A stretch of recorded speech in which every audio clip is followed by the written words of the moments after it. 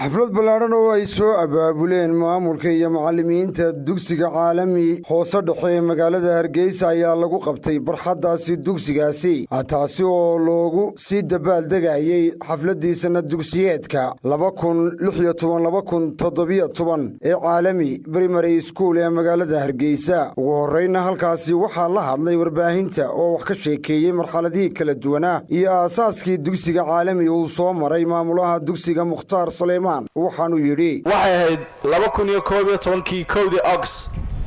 maalintii dugsigan halkan aynu isugu nimi inagoo dad intan ka tira yar oo 30 qof aan gaadhina aynu isugu nimi bilowgii iskuulkan wuxuu soo maray tadawur ama waxa weeyaan marxalado kala duwan oo aad iyo aad waxa weeyaan u kala duwanaa oo midba waxa weeyaan duruufeeda gaarka ay lahayd waxaanu ku soo bilownay arday tira yar maantana waxa weeyaan iskuulku wuxuu marayaa in ka badan 900 oo arday hadafka ka dambeeya jiritaanka dugsiyada caalami guud ahaan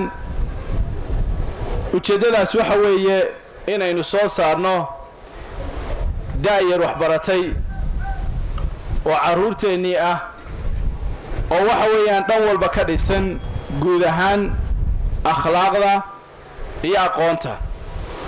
waxa ujeedadeenu guud tahay inay soo saarno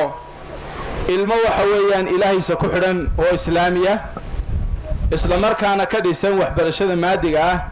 ee waxa weeyaan dunida maanta waxa weeyaan lagu isticmaalo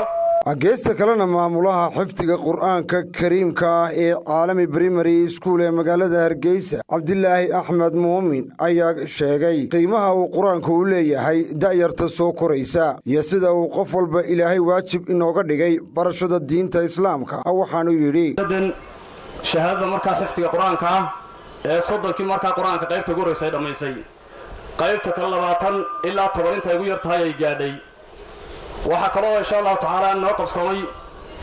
in marka aanu sameeyay madrasada manhaj tarbiya oo asaasiya oo quraanka kabaya oo waxa weeyaan marka ardaygoona ka maarmahayn oo quraankiisi marka ardayga akhlaaqiyadkiisi uu marka ugu sifaysnaado aan waxa weeyaan isagana ugu sameeynay odayaashaasi xaafadaasi uu ku yaal dugsiga caalami ee magaalada Hargeysa ayaa iyaguna aad ugu mahadnaqay sidii mar walba ugu heelayeen maamulka iyo macallimiinta dugsiga caalami premary school isla markaana ay uga go'an tahay sidii ay da'yarta wax u bari lahaayeen Sheekh Ibraahim Axmed Cabdilaahi ayaa waxa uu sheegay hanuunaya macna barashada uu baranayo ayaa waxa weeye hanuunkiisiya sidoo kale jahliga uu kaga sugan yahay cilmigana iyaduna waxay noqonaysaa qofkaasi inuu yahay qof maran oo waxa weeyaan aqoon darradaas ayaa jahli ugu filan runtii cilmigu waa shay qiimo badan oo waxay culimadu yiraahdaan al-ilmu hilyatun lil muslim inta caruurta gacanta haysa wadada dartan salaada hore ka wareejinaysa waa hooyada waxaan la ilaahay idinka jisaay siiyo awlaadiini baa ku tabcaysaan waxyaalaha waalidku ay jecel yihiin waxa kamid ah in ardaygoodu ama inankooda ama inantoodu ay si fiican wax u bartaan laakiin hal anu maanta dardaarmo waalidka oranayaayo haddii aad doonayso ilmahaasi inuu hagaago xagga caloosha ka dhisana xagga maskaxda ka dhis oo waxyaalaha ardayga hadaa doonayso inuu horumar gaaro kamida waxa kamid ah ilmaha loo waramo habeenkii marka la sii seexanayo la soo wada yeelo dhammaan dadkeena oo dhanna waxaan kala danyar baynu badanna wada danyar baynu nahay